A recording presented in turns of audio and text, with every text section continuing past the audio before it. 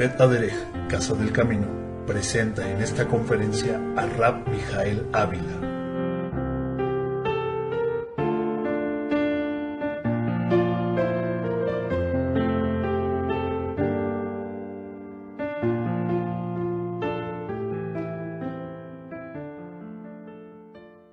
La Perashá Shavua, la porción semanal, se titula Bejalotejá, que significa enciendas. Este día 21 de Sivan del año 5763, 21 de junio del año 2003. La porción correspondiente a la semana comprende el libro de Bamidbar, Números, capítulo 8, hasta el capítulo 12, verso 16. Y les voy a pedir que me acompañen a Números, capítulo 8, verso 1, y comencemos a leer la porción de esta semana que ha destinado el Eterno para que su pueblo pueda aprender de él. Y dice la Biblia así: Vayadaber Adonai el Moshe lemor, daber el Aarón, beamarta elab beal behaloteja, et anerot el mul, peneya menorá, yairu shibaat anerot. Y habló el Eterno a Moshe diciendo: habla a Aarón y dile, cuando encendieres las lámparas, haz de modo que las 7 lámparas alumbren sobre la lámpara central del candelabro. En esta perashá, el Eterno nos sigue instruyendo al respecto de diversos tópicos, pero vamos a abordar el primero del cual habla la perashá Shavua, y es con respecto al encendido de la menorá, en este caso que lo tendría que hacer Aarón, como Cohen Gadol. Y vamos a ver cómo es que esta menorá que tenemos aquí al frente, a partir de este estudio, espero que pueda tener un mayor significado para nuestras vidas y que podamos hallar el significado que hay detrás de este candelabro, que por supuesto es muy vasto y que tiene mucho que ver con la voluntad del Eterno en lo individual y también en lo colectivo. Vamos a comenzar con la enseñanza y les voy a pedir que nuevamente acudamos a la Biblia en Números capítulo 8, verso 1 al versículo 4. Y dice la Biblia: habló el Eterno a Moshe diciendo: habla a Aarón y dile, cuando enciendan las lámparas, las 7 lámparas alumbrarán hacia adelante del candelero. Y Aarón lo hizo así: encendió la parte anterior del candelero, sus lámparas, como el Eterno lo mandó a Moshe, y esta era la hechura del candelero de oro, labrado a martillo, desde su pie hasta sus flores, era labrado a martillo, conforme al modelo que el Eterno mostró a Moshe. Así hizo el candelero. Cada vez que en esta porción leemos al español la palabra candelero, en el hebreo está utilizando la palabra menorá. Menorá. Todos nosotros conocemos qué es una menorá, aquí la tenemos enfrente. Esta menorá es un candelabro o candelero que contiene 7 brazos. El Eterno, vamos a ver cómo es que le va a decir a Moshe que tenía que construir esta menorá, le iba a dar las características que debería de tener, que tendría que ser de oro puro, y una serie de detalles que debería de tener cada uno de los brazos. Asimismo, vamos a ver cómo es que a lo largo de la Biblia se ve que no solamente Hashem le muestra, supongo yo que a través de una visión, cuál era el modelo que debería de seguir para hacer que se le llama menorá, en el plural menorot. Y vamos a ver a lo largo de esta perashá cómo es que Moshe obedientemente mandó que hicieran, conforme al modelo que el Eterno le había mostrado, esta menorá, y asimismo cómo es que el Eterno eligió a hombres para que la pudieran fabricar. En nuestro pueblo existen 3 símbolos que resaltan y que denotan lo que vendría a ser el judaísmo. Uno de los principales símbolos que mundialmente identifica el judaísmo es precisamente la menorá. La mayoría de la gente, cuando ve este candelabro o candelero de 7 brazos, inmediatamente tiene una asociación mental con el pueblo de Israel, con nuestro pueblo. El segundo símbolo, pues es el símbolo precisamente de la bandera de Israel. Aquí estamos ahorita varones reunidos, los cuales tenemos puesto un talit, precisamente la bandera de Israel. Tiene unas franjas azules, igual como gran parte de los talitot que tenemos aquí. Igualmente, en la bandera de Israel, al centro, tiene una estrella, comúnmente se le conoce como la estrella de David. En el hebreo se le conoce como la Magen David, que literalmente sería el escudo de David. Magen David, el escudo de David. Ahora, voy a aprovechar esta perashá para hablar un poquito acerca de la Magen David, porque la estrella de David no tiene su origen en la Biblia. Nunca vamos a encontrar en la Biblia que diga la estrella de David, porque es un símbolo, como voy a explicar más adelante, que ha tenido diversos usos a lo largo de la historia. La Magen David, como ustedes saben, se compone a partir de dos triángulos invertidos que forman precisamente una estrella, la Magen David. Si la podemos dibujar nosotros aquí, tenemos un triángulo y otro triángulo superpuesto que precisamente formará lo que se le conoce como el escudo de David. Este escudo de David es pertinente hablar de él porque este símbolo es uno de los símbolos más satanizados a lo largo de la historia. Yo me he encontrado panfletos de congregaciones de creyentes en donde no nada más incluyen algunos símbolos satánicos, sino incluyen el escudo de David como uno de los principales símbolos satánicos. De ahí que muchos creyentes están siendo confundidos al respecto del uso de esta estrella de David. Esta estrella de David, o escudo de David, que como ya les explicaba, estaba conformado a partir de dos triángulos superpuestos, apareció la primera vez grabada en una tumba de un judío, y a partir de ese momento se empieza en la historia a conformar como un símbolo característico de nuestro pueblo judío. La Magen David no aparece tampoco en el Talmud, o sea, así como no aparece este escudo de David en la Biblia, tampoco aparece en el Talmud, que vendría a ser el libro de las tradiciones recopiladas judías. Sin embargo, hay un sabio llamado Yehuda Hadassi, del siglo VII. Él, en su libro Eshkol Akofer, menciona precisamente a la dicha estrella de David, que juntamente con los ángeles Rafael y Gabriel, y asimismo el nombre de Hashem, es la primera vez en donde se encuentra documentada históricamente. Esto es el texto más antiguo que documenta, escrita, precisamente una alusión judía al respecto de lo que vendría a ser el escudo de David. A partir del siglo XV, esta estrella de David llegó a convertirse en un símbolo predilecto del judaísmo, gracias a un varón judío llamado Yitzhak Luria. Ustedes recordarán que en la época de la Shoah, lo que se le conoce como el Holocausto, en el año 1934, a nuestro pueblo, todo aquel que se le identificara como judío, se le obligó a tener una estrella de David, o un escudo de David, de color amarillo, bordado precisamente en una de sus mangas, como un símbolo identificativo precisamente del pueblo. Y esta estrella de David la tenían que traer forzosamente en todas las prendas, más bien dicho, en la prenda que ellos vistieran. Sin embargo, este símbolo, que ha sido característico de nuestro pueblo y que incluso está en la bandera de Israel, no tenemos nosotros que confundirnos con él, ni permitir que otra gente se confunda con él, porque es un símbolo que trae una identidad. Sin embargo, gran parte de lo que vendría a ser corrientes esotéricas de ocultismo, de brujería, de hechicería, de adivinación, utilizan este símbolo también dentro de sus prácticas. Pero ustedes saben que muchos brujos o chamanes no nada más utilizan este símbolo dentro de sus brujerías o adivinaciones, e incluso muchos de los brujos, cuando hacen sus sacrificios, tienen inclusive Biblias. ¿Ustedes lo han visto?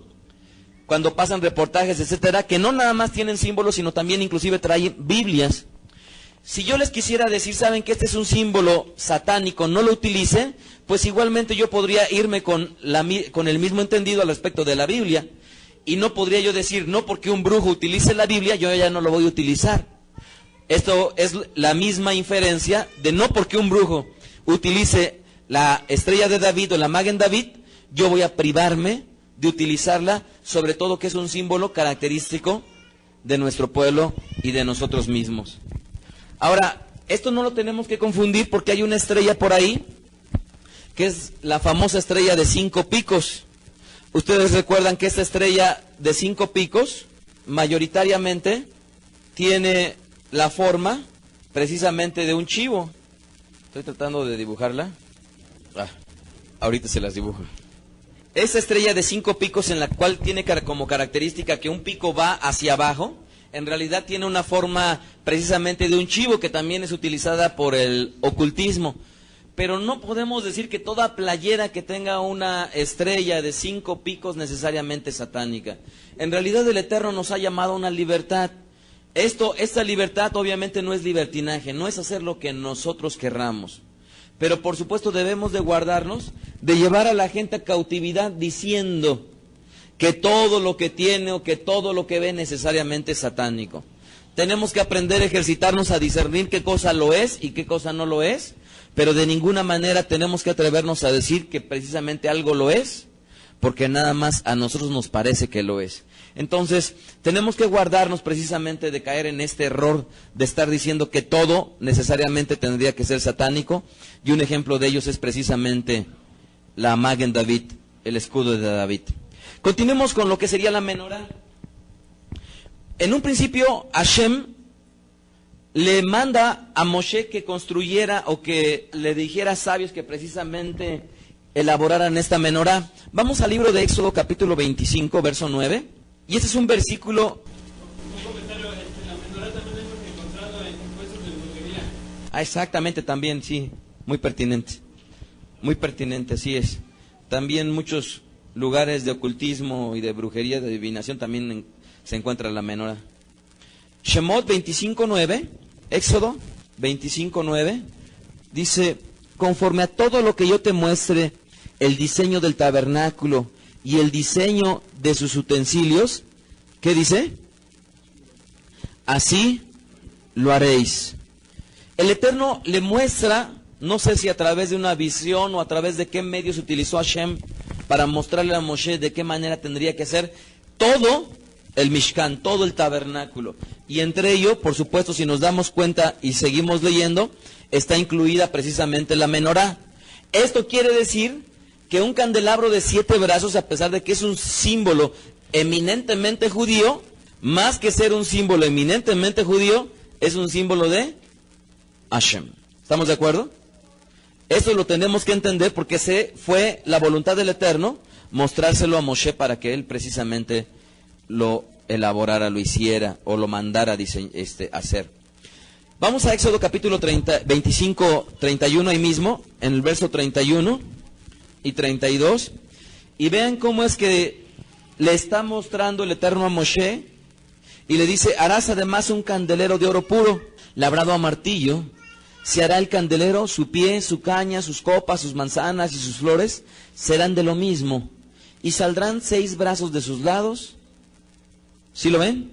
6 brazos de sus lados, 3 brazos del candelero a un lado y 3 brazos al otro lado. Entonces, de estos tenemos 3 brazos de un lado y 3 brazos del otro. Tenía una copa central que muchos le han dado por llamar, ¿cómo se le llama esta? Shamash, que bien podría ser el cuidador o el vigilante, Shamash, que por cierto es una palabra que más adelante en el estudio vamos a ver. Entonces la Biblia le dice, ¿sabes qué? Va a tener 3 brazos de un lado, 3 brazos del otro. Por supuesto, con este brazo central formarían 7 brazos, los cuales en sí mismo, los 7, tienen un significado muy, muy importante. En este estudio no me voy a enfocar un tanto a explicar la forma y las características que tenía la menorá, porque esto da ocasión a un estudio más profundo al respecto de su diseño, que si tenía flores, que si eran en forma de almendras, etcétera, etcétera, etcétera. Sin embargo, no me voy a detener a eso. Lo único que sí les puedo yo decir es que hay un tipo de menorá que es un poco más ancho en sus brazos y que tiene precisamente parecida la forma como debió de haber sido la menorá que se tenía en el Mishkan. A ese tipo de menorá se le conoce como menorá antigua. Menorá antigua. Por ahí, si ustedes han visto algunas fotografías, hay una menorá de piedra en Israel y que es común que la gente la ubique. Si recuerdan ustedes esto que yo les hablo, esta escultura de piedra en Jerusalén, es una menorá un tanto diferente a esta. ¿Por qué no se utiliza una menorá parecida a aquella? Porque precisamente debido al honor y al respeto que debería de tener la menorá que se encontraba dentro del Beit HaMikdash o del Mishkan, los sabios optaron por hacer menorot que no se parecieran necesariamente a la forma en cómo estaba originalmente la menorá que se encontraba dentro del Santo Templo. Por eso es que habitualmente no se tienen menorot que se parezcan a la menorá que se encontraba dentro del Santo Templo. Pero ahí, en esta parte de la Biblia, en el verso 31, dice la Biblia que lo tendrían que hacer de oro puro. Y ahí la palabra puro es tajor. Ustedes recuerdan que el oro, como se vende comercialmente, es un oro, lo definen a través de los quilates, ¿verdad? Porque es a través de una combinación o una aleación entre oro y otros metales. De ahí que existen oro de 10 quilates, de 12 quilates, de 18 quilates, de 24 quilates, y por supuesto que también existe el oro puro. La menorá que estaba dentro del Beit HaMikdash tendría que ser de oro puro. Y esta palabra puro, tajor, también se emplea para otras cosas. Por ejemplo, los animales que eran permitido comer también se le conocían como tajor, que eran animales puros o animales precisamente limpios para efecto de poder consumirlo. Ahora bien, después de que el Eterno le muestra cuál iba a ser el diseño, nos encontramos con que en la Biblia también define cuando se construyó. Vamos al capítulo 35 del mismo libro de Shemot, verso 10, 35:10, Shemot 35:10. Miren cómo dice la Biblia: todo sabio de corazón de entre vosotros vendrá y hará todas las cosas que el Eterno ha mandado. Y el tabernáculo, su tienda, sus cubiertas, sus corchetes, sus tablas, sus barras, sus columnas, sus basas, el arca y sus varas, el propiciatorio, el velo, la tienda, la mesa y sus varas, y todos sus utensilios, y el pan de la proposición, el candelero, ¿ya lo ven ahí?, del alumbrado, y sus utensilios, sus lámparas y el aceite para el alumbrado. Entonces, ¿quiénes iban a fabricar precisamente esta menorá? Hombres que tendrían que tener la característica de que iban a ser sabios de corazón. Ahora, si ustedes han tenido oportunidad de escuchar la enseñanza que compartimos habitualmente cuando nos invitan, porque es muy importante, porque es el inicio al respecto de lo que vendría a ser el primer y gran mandamiento, hay una enseñanza que se titula Amarás al Eterno con todo tu corazón, que por cierto ya la tenemos grabada en CD y más adelante van a poder adquirirla. Adquiere mucha profundidad el conocer que los sabios que tendrían que hacer precisamente esta menorá deberían de tener la cualidad de que tendrían que ser sabios de corazón. Una vez que escuchen esta enseñanza, podrán entender qué significa y todo lo que conlleva el que una persona sea sabia precisamente de corazón. Ahora, cuando había una tribu, y esto lo vimos la semana pasada, la tribu de Leví, y dentro de la tribu de Leví había una familia que eran los encargados de transportar precisamente a esta menorá. Yo no sé si ustedes recuerdan cuál tribu le correspondía precisamente el cuidado del transporte de la menorá. ¿Alguien recuerda? La tribu de Coat. La familia de Coat de la tribu de Leví. La familia de Coat eran los encargados precisamente de transportarla una vez que se desmontaba el Mishkan. Ahora, dice la Biblia que cuando se transportaba y agarraban al candelabro juntamente con todos sus utensilios, lo que hacían es que lo guardaban y ponían sobre él un paño. Al español lo traducen como un paño azul. Esta palabra azul en el hebreo es tejelet. Tejelet. Y esta palabra tejelet, así se le conocen a lo que vendría a ser, ¿se acuerdan ustedes cuando en la Biblia dice que los tzitziot, que el Eterno le había mandado a los hombres que pusieran en las puntas de sus vestidos, así como lo tiene el talit o como lo tiene el talit catán. Uno de estos hilos debería de tener la característica que tendría que ser azul. Esto es tejelet. Ha habido mucha controversia a lo largo de los años al respecto de este color azul de un tzitzit. Y este color azul del tzitzit se cree que se hacía a partir de un animalito que estaba en el Mediterráneo. Y este animalito, una especie de conchita, de él se extraía precisamente este color azul para hacer la tinta de lo que se le conoce como el tejelet, refiriéndose a precisamente al tzitzit, a la punta, al hilo que tendría el color azul. Esta palabra tzitzit, para que ustedes la identifiquen y la tengan en el plano más coloquial, bien podría ser un cabellito de mi cabeza, bien podría ser un tzitzit.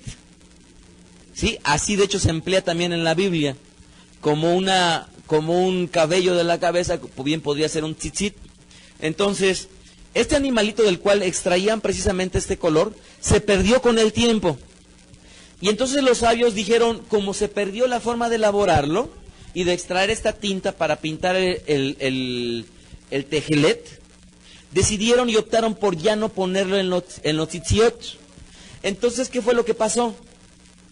Como ellos decidieron ya no ponerlo, con el tiempo, nuevamente, algunos pensaron, y de hecho, no nada más con el tiempo, sino hace algunos siglos, rabinos se dedicaron a buscar la forma en cómo podían obtener precisamente ese color, y hubo algunas escuelas rabínicas que volvieron a emplear precisamente el color azul en sus tzitziot, pero no fue totalmente aceptada. En nuestros días, nuevamente ya se vuelve a vender el tejelet. Esto es, el tzitzit de color azul ya se vuelve a vender. Sin embargo, todavía no ha sido ampliamente aceptado que se ponga nuevamente el tzitzit de color azul.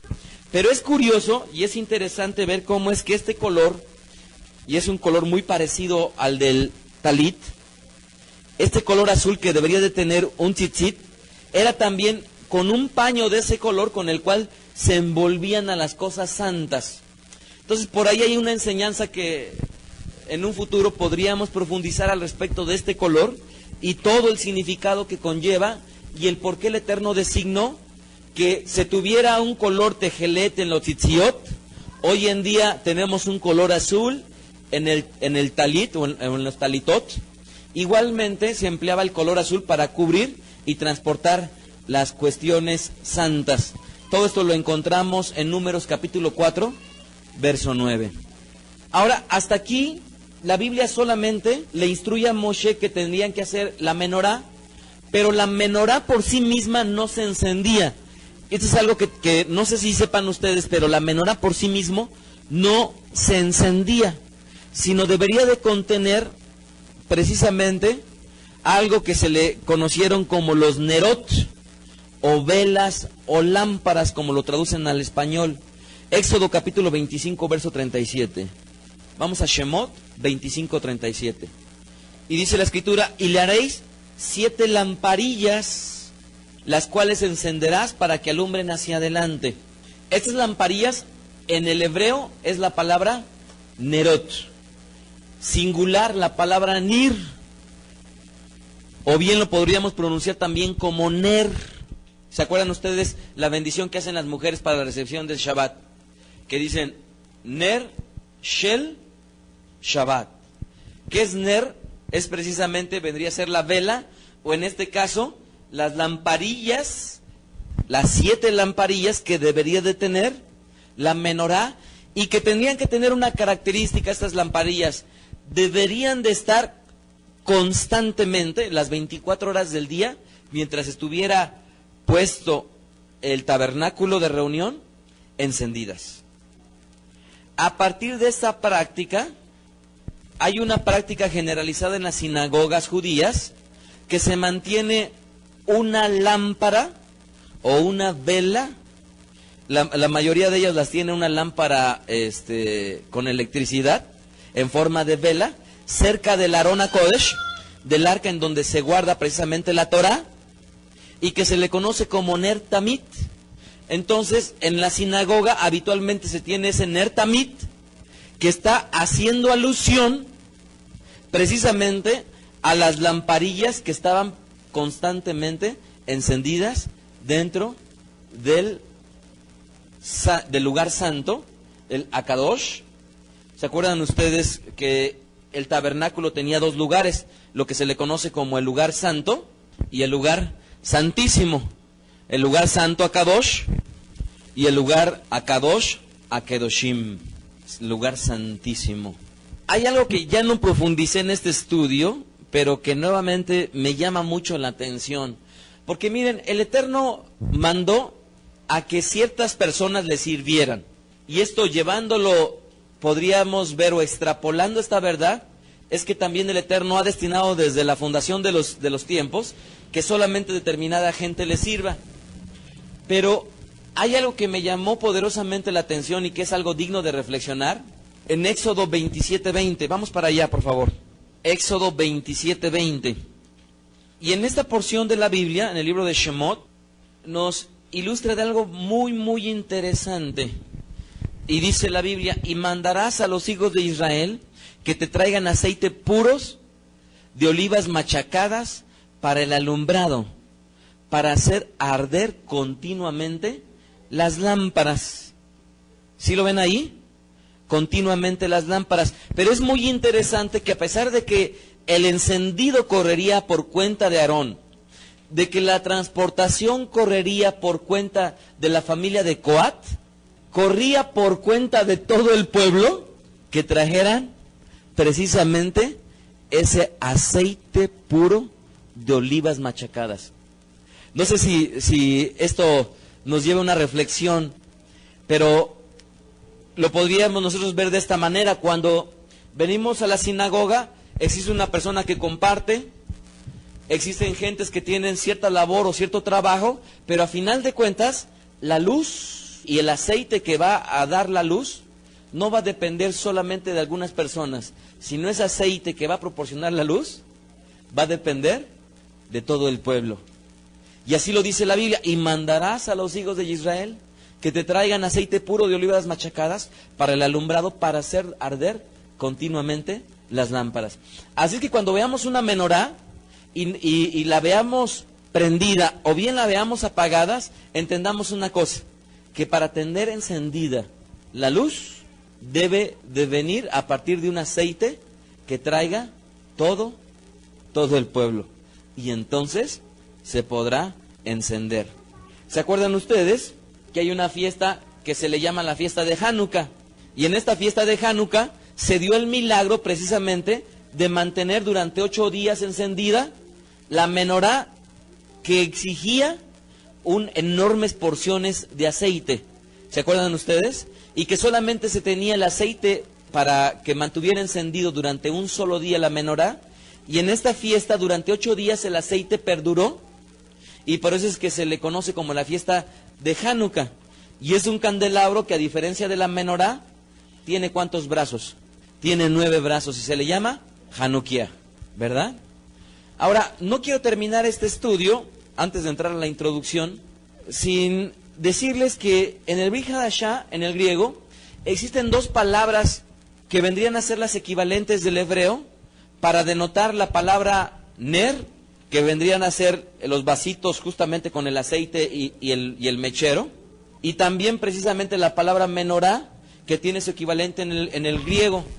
La palabra menorá en el griego, el vocablo griego de menorá en el Brit Hadashah es lugnia, lugnia, y la palabra correspondiente a ner es lugnos. Entonces, estas 2 palabritas en el griego, lugnia, sería la palabra equivalente del hebreo menorá. Entonces, lugnia en el griego es menorá, y lugnos vendría a ser la palabra hebrea ner, lugnia. Ahora, vayamos a un pasaje en el Brit Hadashah, en donde el rabino Yeshua Mashiach habla precisamente de esta lugnia, de esta menorá. Mateo capítulo 5, verso 14.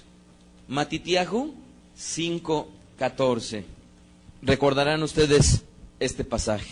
Vamos a leer desde el 13. Y les decía Yeshua Mashiach: vosotros sois la sal de la tierra, pero si la sal se desvaneciere, ¿con qué será salada? No sirve más para nada, sino para ser echada fuera y hollada por los hombres. Y luego nuevamente utiliza una analogía o una figura que ilustra lo que vendría a ser el hombre creyente. Vosotros sois la luz del mundo. Una ciudad asentada sobre el monte no se puede esconder. Dice, ni se enciende una luz. Ahí esta palabra luz es la palabra lugnos, que vendría a ser correspondiente al hebreo ner. Entonces dice la Biblia, ni se enciende una ner o un lugnos, una luz, y se pone debajo de un almud o debajo de una mesa, sino, ¿en dónde se pone ese ner? Sobre el candelero, sobre la menorá o sobre el griego lugnia. Y dice, y alumbra a todos los que están ¿en dónde? En casa. Y luego concluye Yeshua Mashiach: así alumbre vuestra luz delante de los hombres, para que vean vuestras buenas obras y glorifiquen a vuestro Padre que está en los cielos. Entonces, observemos bien esta menorá, porque cuando nosotros lo veamos encendida, la menorá y la luz que emane, en realidad es un símbolo o es una figura de cada uno de nosotros. Entonces, si ustedes tienen una menorá en su casa, cuando la vean, entiendan que la luz que emana esta menorá simboliza la luz que cada uno de nosotros tendría que estar emanando para este mundo que está lleno de tinieblas y que requiere que nosotros verdaderamente estemos alumbrando. Ahora, para concluir con nuestro estudio, hay un pasaje en el libro de Zacarías, vamos al Tanaj, Zacarías capítulo 4, Zacarías capítulo 4, y dice la escritura: volvió el ángel que hablaba conmigo y me despertó como a un hombre a quien se despierta de su sueño, y me preguntó: ¿qué ves? Y respondí: veo una menorá de oro macizo con un depósito arriba, con sus 7 lámparas y sus 7 tubos para las lámparas que están encima de él. Junto a la menorá hay 2 olivos, el uno a la derecha del depósito y el otro a su izquierda. Proseguí y pregunté a aquel ángel que hablaba conmigo: ¿qué es esto, Señor mío? Y el ángel que hablaba conmigo me respondió: ¿no sabes qué es esto? Y le dije: no, Señor mío. Entonces siguió diciéndome: esta es palabra de Hashem para Zorobabel, y dice, fíjense bien este versículo: no con ejército ni con fuerza, sino con mi ruaj, mi espíritu, ha dicho Hashem de los ejércitos. Hay por ahí un corito que entonaban los creyentes y que no importaba la denominación, todos lo cantaban, y que precisamente era extraído a partir de este versículo, y se cantaba y decía: no es con espada ni con ejército, mas con tu Santo Espíritu. ¿Se acuerdan?